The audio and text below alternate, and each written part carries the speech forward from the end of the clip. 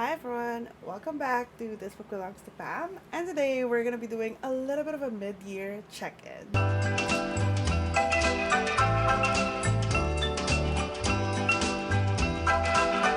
I've been seeing this tag around since last year, but I'm not quite sure really who created the tag, so I'll do a little bit of digging around and I'll add a link to the description box to the original creator. But yeah, this is the mid-year freakout tag. Essentially, it's just like a check-in tag for, how things are progressing, if you have reading goals, what are your current favorites and things like that. Let's move on to the questions. Don't mind my dog, he's being very, very clingy right now. Like you can see the tail. Anyway, the first question is the best book I've read so far. I did have a couple of 5-star reads, but if I were to choose one, I'm gonna say Mother of Strangers by Swad Amiri. This book has really impacted me. I definitely learned a lot from it, and that is something that I truly value from books that I read. It was very heartbreaking, very thought provoking. Learning about the lives of the regular people that are affected by decisions that, governments make definitely, had an impact on me. I highly recommend this book. It's very short, under 300 pages. It's historical fiction, and I think you will definitely learn a lot about Palestine, about their traditions, their culture, and the history, like the things that are happening to them and are still happening to them right now. And yeah, I think it's a very important book to read. So yeah, I am gonna say that is the best book that I've read so far. The next I cannot. The next question is, what is the best sequel you've read so far? So I am trying my best to read my series this year, like finish the series that I've started. And I think the best sequel that I've read so far, which I have just read like last week, or one of them I finished yesterday, is Gemina and Obsidio. So these are the second and third books in the Illuminate File series. So I read the first book 2 years ago, I think. Yeah, I think 2 years ago. And I picked up Gemina for a video that I'm doing. I think it's out by now. If it is, I will link it below. It's a video where I'm finishing series that I'm in the middle of. So this is the second book in the Illuminate File series, and I don't know why I put it off for so long. I really did enjoy the first book, but I think because it's sci-fi and because the first book was it was a little above okay for me, but it wasn't like amazing. That's why I kind of put it off this book, and I always had the idea that this book is so easy and fast to read, so I'm gonna pick it up when I'm in a slump and I want something, fast paced, but that never happened.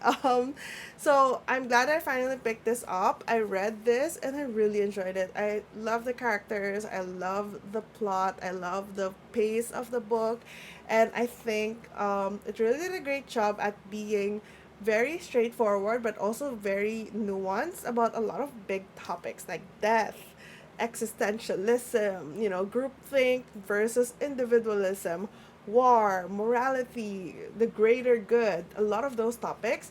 And after I finished reading this, I just wanted to stay in the world and I just wanted to, continue on and figure out, how everything is going to end. So I immediately picked up Obsidio, which is the third book. And this one is a 5-star read for me. I don't know, I think this just really did a great job at wrapping everything up but still having that impact. This, among the 3 books in the series, has the most cinematic appeal to me. I feel like I could visualize everything that was happening as like a movie. I just love that the characters from the first and second book all kind of like converge and collide in this finale, and this definitely felt like a finale, which is really enjoyable. And yeah, I really loved it. So best sequel that I've read so far this year, Gemina and Obsidio by Amy Kaufman and Jay Kristoff. The next question is, what's a new release that you haven't read yet but want to? So I have 2 books here.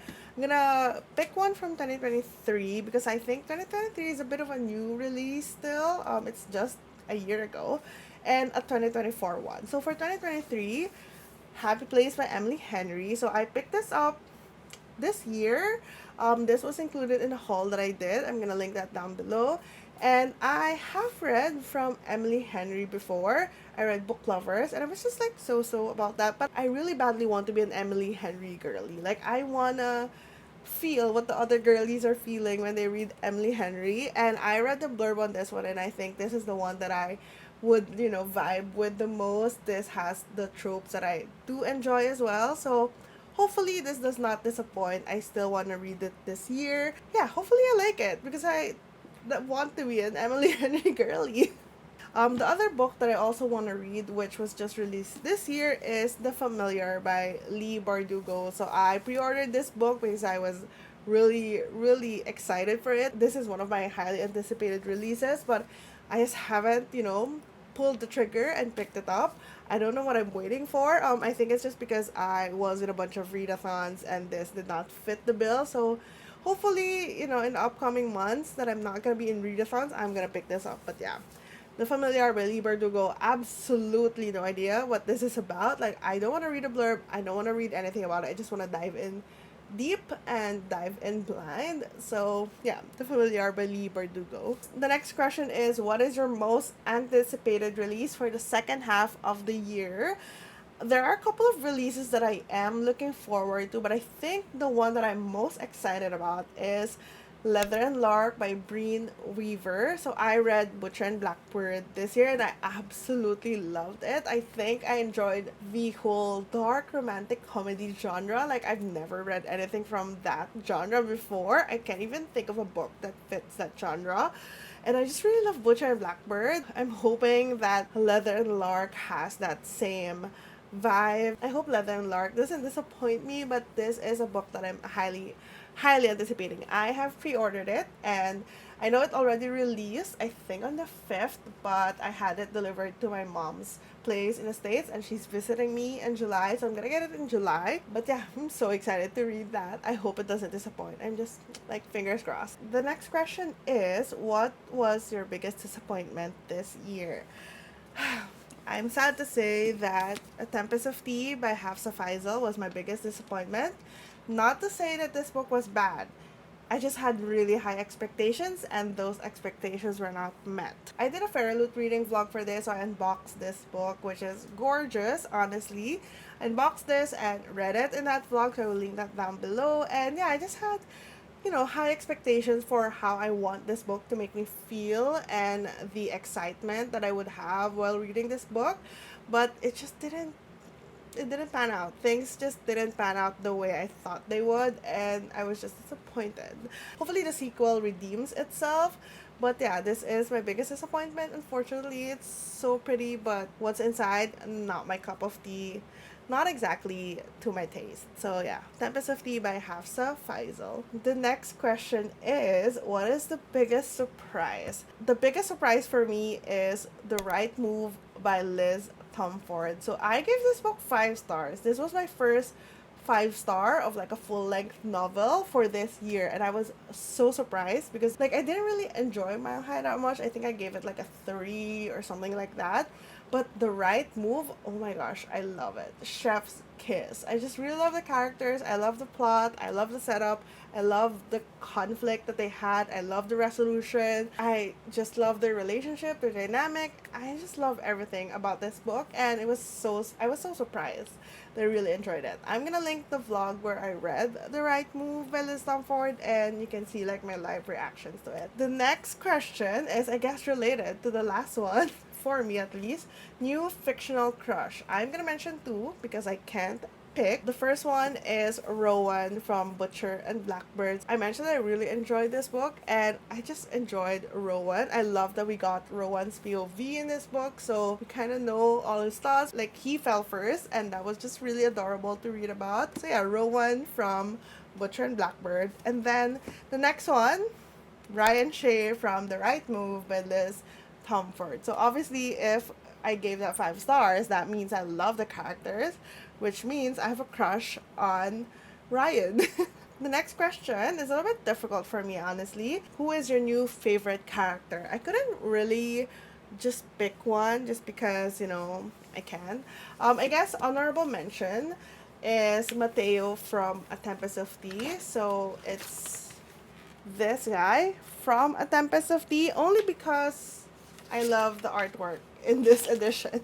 He is a vampire and he is kind of like that old soul, slightly sassy. But yeah, nothing really outside of the fact that I love the artwork. That is purely my reasoning behind that. I guess more substantial favorite characters would be Nick and Charlie from Heartstopper. They're just so adorable, so cute, so vulnerable, and so, like, authentic to themselves. And I just really love, being a part of their journey of discovery, of being more comfortable with who they are. So, yeah, I just love them so much. I have yet to watch the adaptation, and I'm hoping that I love that as much as I love the graphic novels. So, yeah, Nick and Charlie from Heartstopper. The next question is a book that made you cry. So I actually don't cry a lot in books. Like, it takes a lot for me to cry in books, and I don't know. This year, I don't think I've really, really, truly cried. But the closest that I got, where I like teared up and like a tear fell down my face, or maybe a couple of tears, is Even If This Love Disappears Tonight by Misaki Ichijo. This is a contemporary fiction. It's romance, I would say, but it's more of like a literary take on romance. You know how Japanese lit are. It's usually not like a straightforward romance. And this deals with memory loss, and that is just a topic that just gets me every time. So yeah, this is a very short book, and I think there is an adaptation of it as well. This made me cry because I just think that it's such a great example of how not intense but how all encompassing young love can be, and how those are very formative years in your life, and the things that you experience in those times, the people that you encounter really do make a dent in your lives. And yeah, I just found this very endearing, very heartbreaking, and yeah, it made me cry. I do have a vlog where you kind of could see me cry, kind of. So I will link that down below as well. So Even If This Love Disappears Tonight by Misaki Ichijo. This was also gifted to me by Ashlyn. So thank you, Ashlyn, for making me cry. The next question is a book that made you happy. So I've already mentioned these two books, but they made me happy in a sense that I don't know. The story is just very endearing to me, and the characters are, very lovable. So, Butcher and Blackbird, dark romantic comedy. I mean, this made me laugh in an inappropriate way, I would say. Like, just the things that happen here, just so ridiculous. And the way that they approach it is very nonchalant. So, it makes it a lot funnier. And like I said, I've never read a dark romantic comedy book before, and this one definitely was a good introduction to the genre. And then, of course, Heartstopper by Alice Oseman. I only have volume 3, but I don't know, just had a lot of laughs in this book. They were just so cute, and I was just rooting for them and reading about their success, their struggles, how to overcome them, and just, seeing them happy makes me happy. So, yeah, this series, like the whole series, made me so, so happy. So, yeah, Heartstopper by Alice Osman. The next question is the most beautiful book that you've received this year, or I guess you've purchased this year. I have two books for this question. No surprise. The first one is a special edition. So I guess obviously special editions are most of them are really beautiful because of all the customizations, but I also wanted to include a book that is, not a special edition, but I still really love.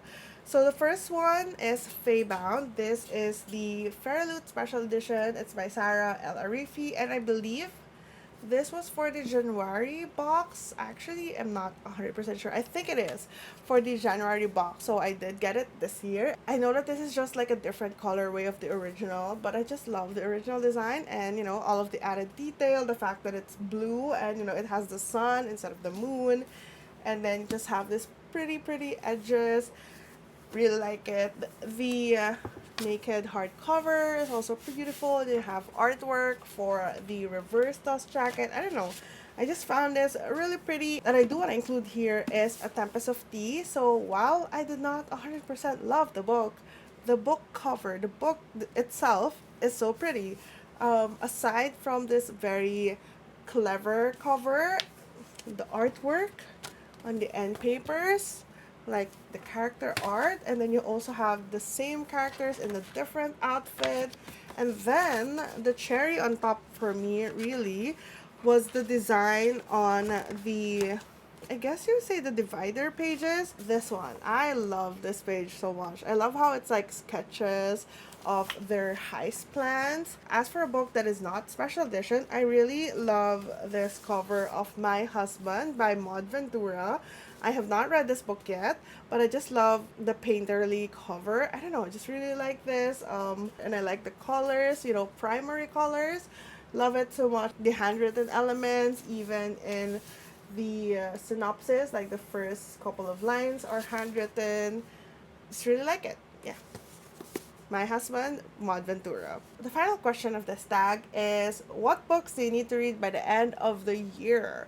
Obviously, I don't need to read books, but there is a challenge that I'm doing throughout the entire year, which is a 12 Friends, 12 Recs challenge. So these are my, I guess, progress. I've read 5 so far, so I'm doing good by reading like 1 book per month. I do have a couple of the books that I still need to read right in front of me. So I have the physical copy. So the first one that I have a physical of is Silver Under Nightfall by Rin Chopeco. So this is I believe a duology. I do have the sequel as well. I don't really have too much information about it. Just know that you have vampires and it's by a Filipino author. So definitely want to read that. I will read it this year. And then another duology, or at least a current duology, is Ninth House by Lee Verdugo. It was also gifted to me by Jessie Chamber Reads on Instagram, so thank you so much. And the last one, which is arguably the most intimidating book in that list, is The Priority of the Orange Tree by Samantha Shannon. I still cannot get over how thick this book is. Like, I have no words. I just know there's dragons. I know that the world building of this book is so good, but other than that, I have no information. And I don't know, I'm trying to not put this off until the end of the year because then it will be so much stress for me. I'm gonna try and read it within the next couple of months. So, Priority of Orange Tree by Samantha Shannon. So yeah, these are the physicals that I have for that 12 Friends, 12 Recs challenge. And with that, the tag has concluded. Those are all the questions. I'm so sorry if the lighting is going in and out. The sun has set. I have enjoyed, answering those questions. I need to put back all the books that I pulled out of my bookshelf. And yeah, I'm just so excited to get to more of the books that I've been excited to read. And hopefully, I find more 5 stars.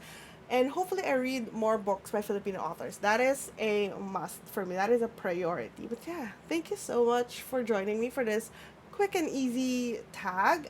If you also make videos, feel free to also do this tag. I would love to see your answers to those questions. Thank you so much for hanging out with me today, and I will see you in the next one.